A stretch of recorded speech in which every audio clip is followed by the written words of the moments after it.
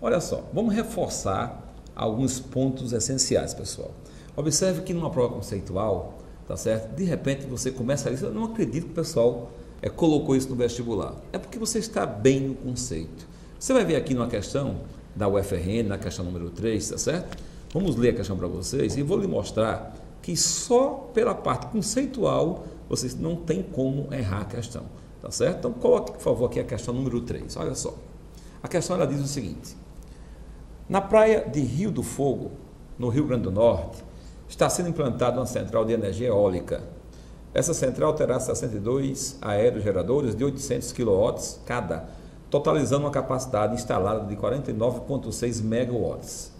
Empregam-se turbinas eólicas ou aerogeradores para que a energia do vento seja transferida para a hélice. E esta, ao girar o eixo de um dínamo, produz energia elétrica. Nesse caso, é correto afirmar que: item A, o vento transfere quantidade de movimento linear. Então, pessoal, olha bem, movimento de translação e quantidade de movimento linear. Tudo combina, não é verdade? Então, o vento transfere quantidade de movimento linear para a hélice e, nesse processo, o momento de inércia do vento é transformado em energia cinética de rotação da hélice. Obviamente, né, que você acha ridículo, né? O momento de inércia ser transformado em energia cinética. Daqui a pouco a gente volta para discutir isso. Mas observe que não tem uma conexão, né? Letra B. O vento transfere quantidade de movimento linear para a hélice. Perfeito. E nesse processo, a energia cinética de translação do vento é transformada em energia cinética de rotação da hélice. Então, toda uma coerência. O vento, tá certo? Transfere quantidade de movimento linear, então, translação. Esta quantidade de movimento, tá certo? Na forma de energia cinética, transforma-se em energia cinética de rotação da hélice. Letra C. O vento transfere momento de inércia para a hélice. Já vê que não tem nenhuma conexão. E letra D. O vento transfere momento de inércia para a hélice novamente. Então, olha só, volta para aqui, por favor. Observe, vestibulando. Na hora que você está conceituando, tá certo? Você observa que as alternativas, elas lhe ajudam de uma forma, né, de você não errar nenhuma questão desse vestibular. Olha só, momento linear, translação. Momento angular, rotação. Momento de inércia, inércia rotacional. Então não há conexão, não é uma forma de energia, é a dificuldade que o corpo apresenta em modificar o seu movimento de rotação. Então não tem como você falar que momento de inércia se transformou em energia. Ela não é uma forma de energia. Está me vendo aqui? A inércia rotacional, o momento de inércia, apresenta como dificuldade para que o corpo seja modificado em rotação. Então não há uma conexão entre os conceitos. Tá certo? Então vamos amarrar, vamos lá. Primeira lei de Newton, vamos lá, força e torque juntinho. O corpo tende a continuar no seu estado natural, a não ser que forças externas ou torques externos atuem sobre ele. Segunda lei de Newton, a quantidade de movimento determina a ação da força. Quanto maior for a variação da quantidade de movimento, linear ou angular, maior foi a força externa ou o torque externo. Roberto, eu vou relacionar torque com o quê? Com o momento angular. E o momento angular, que é a quantidade de movimento de rotação, eu vou observar como sendo duas coisas. A inércia rotacional, a dificuldade que o corpo apresenta para girar e o seu movimento, a sua velocidade. Tá certo? Outro detalhe importante. Na terceira lei de Newton eu vou falar que as interações, tá certo? Lineares ou angulares, atuam em pares. Toda força ou todo torque de ação tem uma reação. Módulos iguais, direções iguais e sentidos opostos. Outro ponto importante. Energia cinética, mv2/2. Quantidade de movimento, mv. Não adianta você estar fazendo simplesmente cálculos com essas expressões. Observe que ela está dizendo assim: a energia cinética ela depende mais da velocidade do que da massa. A quantidade de movimento, massa e velocidade são parâmetros inversos. Aumenta um, diminui o outro. tá certo? Para a mesma quantidade de movimento, massa e velocidade são inversos. Então não esqueçam que quando você tem dois corpos em movimento, você pode analisar o impacto que ele produz através da quantidade de movimento. Pessoal, então quantidade de movimento, impacto. E você vai avaliar o dano produzido através da energia cinética. Olha, a energia cinética, ela depende mais da velocidade, tá certo? Do que da massa. Olha a questãozinha lá, ó. O cara leve, tá certo? Que tem a mesma quantidade de movimento do cara pesado. E o leve transporta mais energia. Mais energia, maior o dano físico. Tá certo? Então, movimento linear, movimento angular. Força linear, angular, torque. Linear, massa, velocidade.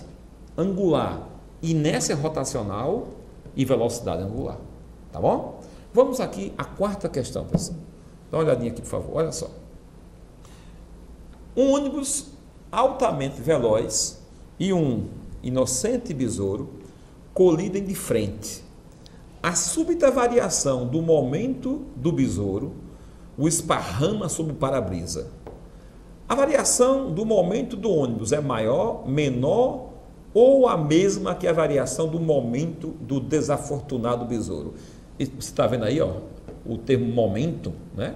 Ou seja, o momento linear, quantidade de movimento, são expressões semelhantes, tá certo?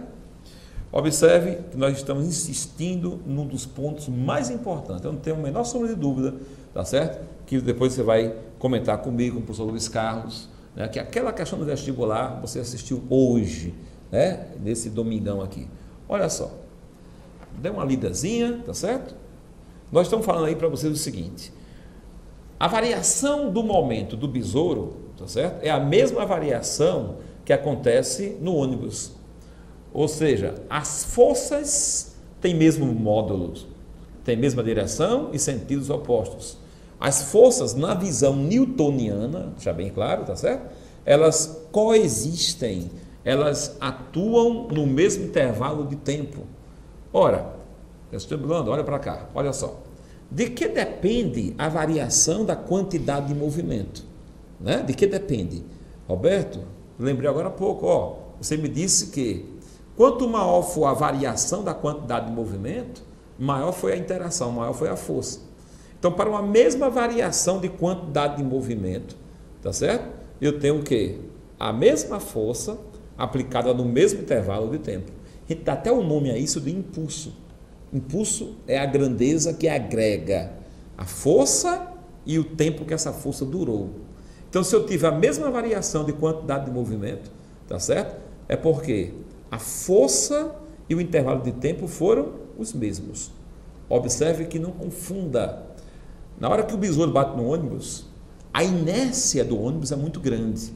Então, a rapidez dele, tá certo? É pouco alterada, é minúscula. Já o besouro tem uma pequena inércia, pequena massa. Esse sim tem uma grande modificação da sua velocidade. Como é que eu posso ter mv igual a mv entre um besouro e um ônibus? Né? Besouro, massa pequena, velocidade grande. O ônibus, massa grande, velocidade pequena. Então, o que é que mudou? A rapidez, que chama de velocidade. Mas a variação do momento, que está o produto da massa pela velocidade, é a mesma. Porque na interação, as forças têm mesmos módulos e coexistem, atuam no mesmo intervalo de tempo, né, Luiz? Ok, Roberto Veste. E lembrando aí, vestibulando, que você pode usar esse mesmo raciocínio, como nós estamos aqui saindo também para a parte de translação, voltando àquele exemplo da bailarina, né, quando ela gira ali na terra, ou do helicóptero, que é necessário duas hélices, e uma provoca no sentido, tem que ter outra hélice para anular, senão o cabo ia ficar guiando o helicóptero, se só tivesse uma hélice, ele ia ficar girando. Então, aquela outra hélice é exatamente para balancear aquela parte ali do torque, né? Como alguns helicópteros têm duas hélices em cima mesmo, uma do lado do outro, cada um gira no sentido contrário já para anular esse torque. Vocês observem também, como o Roberto falou aí, do besouro no ônibus, você pode associar, como eu estava dizendo, associar o bailarino. Quando ele gira, algo tem que girar também.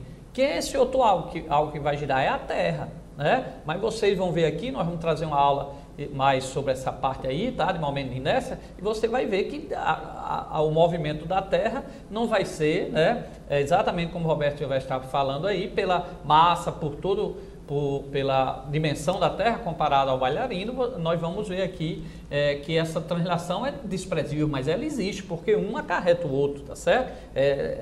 Um necessita, como a gente viu, ninguém vai mudar sozinho, então se o bailarino girou, alguém girou em sentido contrário, ok? Então nós vamos, ao longo dessa aula, vocês já vão assistindo aqui, mas nós vamos trazer mais aula para fechar esse conteúdo e mais exercício. Pessoal, já conceituamos força, já conceituamos energia, já conceituamos momentos, tá certo?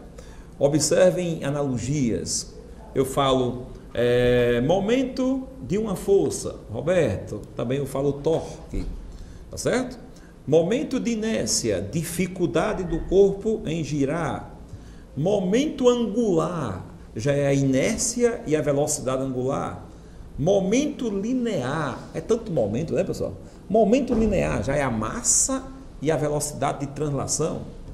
Pois bem, observe que você não tem força, tá certo? Você pode possuir energia, logicamente, tomando como base uma referência, tá certo? Observe, se eu estou com a mão aqui e eu faço isso aqui, ó, digo, ó, a minha mão ela já está com a forma de energia em relação à mesa.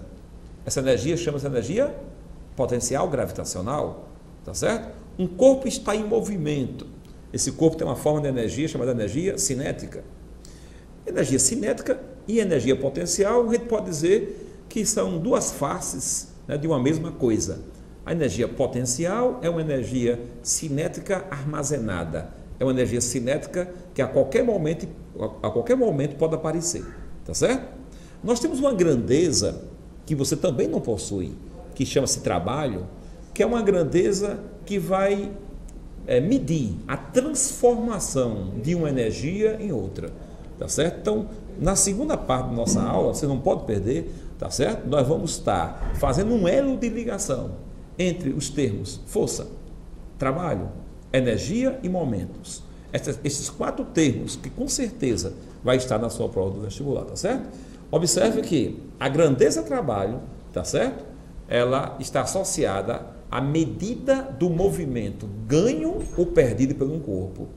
Ao invés de você falar assim, trabalho é força vezes deslocamento, você vai estar associado a quê? Trabalho é ganho ou perda de energia. Tá certo? Certo, Luiz? Ok, vestibulando.